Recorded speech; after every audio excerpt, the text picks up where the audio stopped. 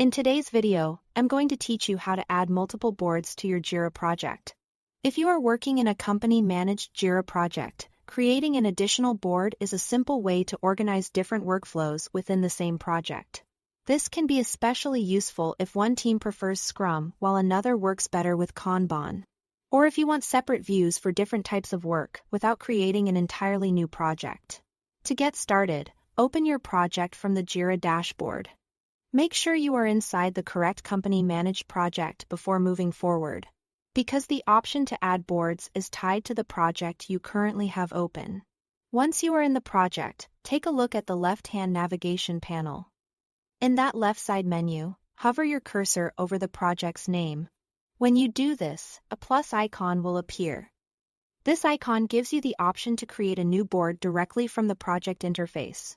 If you don't immediately see it, move your cursor slowly over the project name and give the menu a moment to respond. Next, click the plus icon to add a new board to the project. Jira will then guide you into the board creation process. At this point, you'll be asked to choose the type of board you want to create. You can select either a Scrum board or a Kanban board, depending on how your team manages work.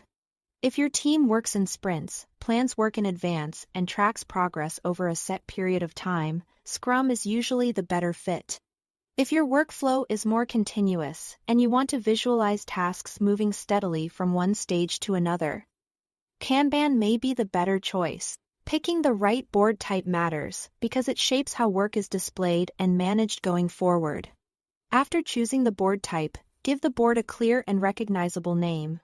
Try to use a name that reflects the team, workflow, or purpose of the board so it's easy to identify later. Then continue through the setup prompts to configure the board settings. These prompts may include options related to layout, filters, or how the board is connected to the project. Once you finish the setup, your new board will be added to the project and available alongside your existing board or boards. That's all to it. Thanks for watching.